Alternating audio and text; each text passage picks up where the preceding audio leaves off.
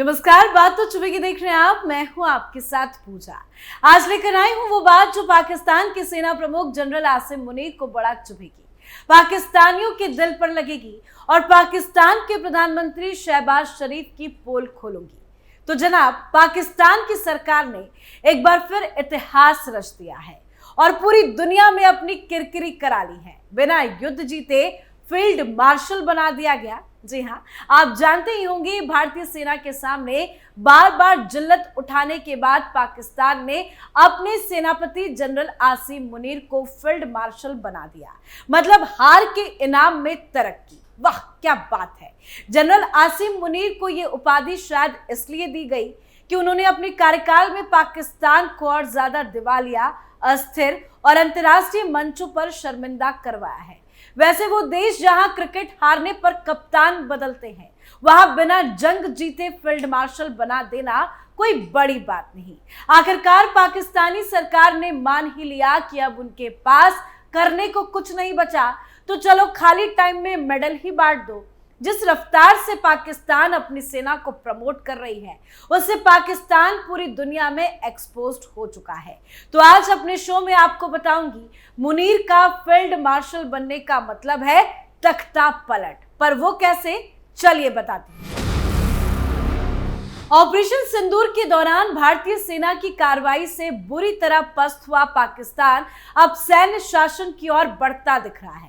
पाकिस्तानी सरकार ने अपने मौजूदा सेना प्रमुख जनरल आसिम मुनीर के सामने घुटने टेक दिए हैं। उसने जनरल मुनीर को सर्वोच्च सैन्य रैंक फील्ड मार्शल की उपाधि दी है।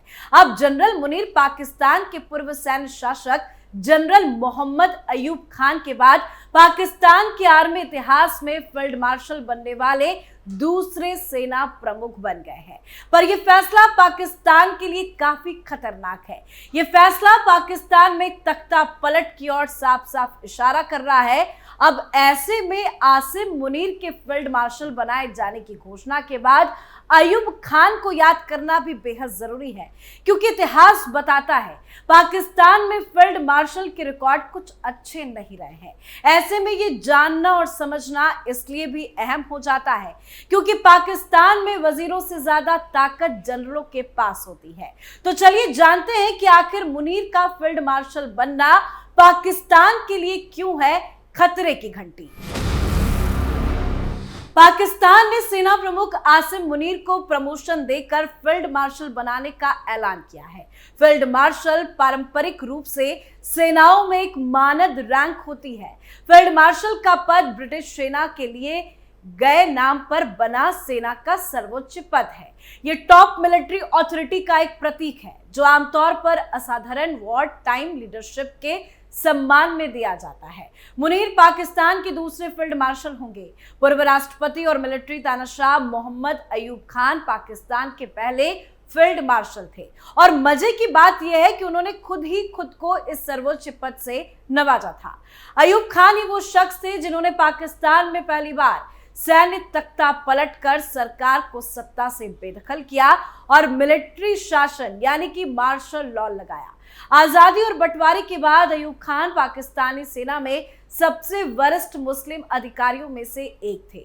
प्रधानमंत्री लियाकत अली खान ने कई वरिष्ठ अधिकारियों की अनदेखी करते हुए अयूब खान को पाकिस्तानी सेना का कमांडर इन चीफ नियुक्त किया था, जो एक विवादित कदम था। उस समय रक्षा सचिव इस्कंदर मिर्जा ने इस पद के लिए अयूब की पैरवी करने में अहम भूमिका निभाई थी।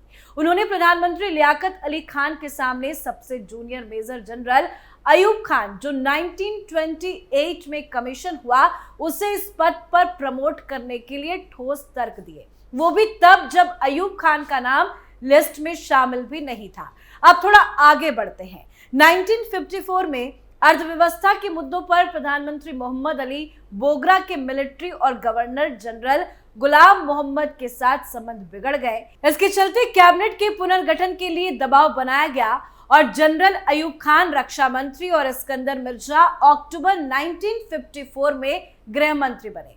अयूब की सोच उनके रक्षा मंत्री बनने ही झलकने लगी।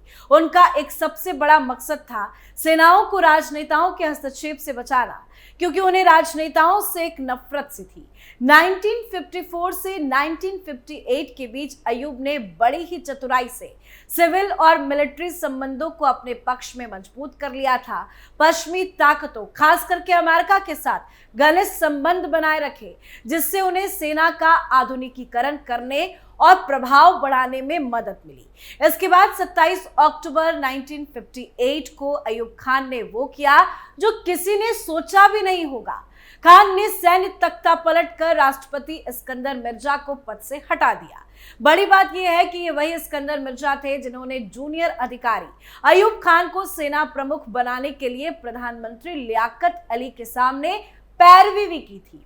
अयूब खान की तख्तापलट करते ही पाकिस्तान में पहले सैन्य प्रशासन की शुरुआत हुई। उन्होंने मार्शल लॉ घोषित किया, संविधान को निलंबित किया और खुद पाकिस्तान के राष्ट्रपति बन गए। खान ने पाकिस्तान की सेना और राजनीतिक तंत्र पर पूरी तरह से कब्जा कर लिया। इसके करीब 5 साल के बाद 1959 में अयूब खान ने खुद को फील्ड मार्शल के पद पर प्रमोट किया, जो सर्वोच्च सैन्य पद था। हैरानी की बात यह है कि अयूब खान ने किसी बड़े युद्ध या ऑपरेशन को लीड नहीं किया था जिसके लिए उन्हें यह पद दिया जाता। तब पाकिस्तान में इस प्रमोशन के लिए कोई औपचारिक सैन्य मिसाल भी मौजूद नहीं थी। अयूब ने अपने इन सभी कदमों को सही ठहराते हुए कहा कि अगर वर्तमान अराजक स्थितियों को और आगे बढ़ने दिया जाता तो इतिहास हमें कभी माफ नहीं करता। उनका कहना था कि मेरा लक्ष्य एक ऐसे लोकतंत्र को बहाल करना था जिसे लोग समझ सके और काम कर सके, ना कि अनिश्चित काल तक शासन करना। 1965 में भारत के साथ युद्ध और आर्थिक संकट के बाद बढ़ते जन आक्रोश और दबाव के चलते 1969 में अपने इस्तीफे तक अयूब खान पाकिस्तान के फील्ड मार्शल बने रहे। इस तरह से पाकिस्तान के पहले फील्ड मार्शल का खिताब उन्होंने खुद ही अपने नाम कर लिया। अब एक नजर डालते हैं वर्तमान परिस्थिति पर, तो आसिम मुनीर का रिकॉर्ड भी पाकिस्तान के भीतर बहुत अच्छा नहीं है। नवंबर 2022 से पाकिस्तान के सेना प्रमुख बन रहे जनरल आसिम मुनीर राजनीतिक हस्तक्षेप, सिविल मिलिट्री टकराव और क्षेत्रीय अस्थिरता से जुड़े कई विवादों में केंद्र में रहे। आसिम मुनीर को इमरान खान की सरकार में आईएसआई का चीफ बनाया गया था, लेकिन उसके साथ कथित मतभेद के बाद उनका कार्यकाल केवल 8 महीने बाद जून 2019 में खत्म हो गया। कभी इमरान के बहुत खास माने जाने वाले मुनीर उनके कट्टर विरोधी हो गए और शहबाज सरकार के सत्ता में आते ही उन्हें सेना प्रमुख बनाया गया।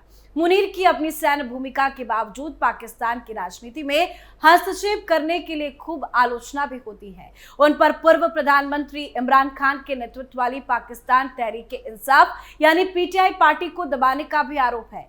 इमरान खान की गिरफ्तारी के बाद 2023 में हुए दंगों में शामिल नागरिकों पर उन्होंने सैन्य अदालतों में मुकदमा चलवाया। इमरान खान ने मुनीर पर उनके खिलाफ साजिश रचने, समझौतों का उल्लंघन करने और यहां तक कि उनकी हत्या की साजिश रचने तक का आरोप लगाया गया। याद कीजिए कि किस तरह से अयूब खान ने अपनी पैरवी करने वाले इस्कंदर मिर्जा को राष्ट्रपति पद से हटाकर तख्ता पलट किया था।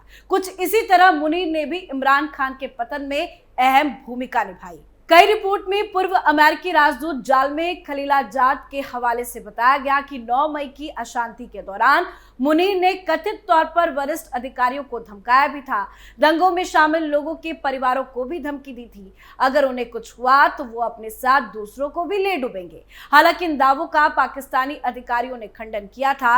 अप्रैल 2025 में मुनीर ने कश्मीर को पाकिस्तान की गले की नस बताया और मुसलमानों और हिंदुओं के बीच में धार्मिक और सांस्कृतिक मतभेदों पर जोर दिया, जो 2 नेशन थ्योरी की ओर इशारा करता है। मुनीर 2019 के पुलवामा आतंकी हमले के दौरान पाकिस्तान के आईएसआई के प्रमुख थे और उन पर 2025 के पहलगाम आतंकी हमले का मास्टरमाइंड होने का भी आरोप है, जिसमें 26 नागरिक मारे गए हैं। पहलगाम हमले से कुछ समय पहले उनके भड़काऊ भाषण को कश्मीर में आतंकवाद भड़काने की एक साजिश की तरह देखा जाता है।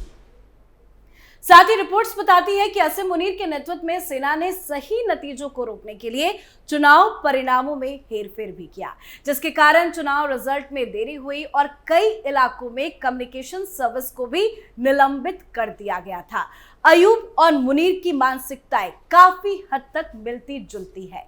अयूब की तरह मुनीर भी नहीं चाहते कि सेना या पावर सेंटर से उनकी पकड़ छूट जाए। इसमें एक बड़ा कारण मुनीर पर लगे घोटालों के आरोप भी है। उन्हें डर है कि कहीं पद से हटने के बाद ये सभी मामले खुले तो उनका क्या होगा।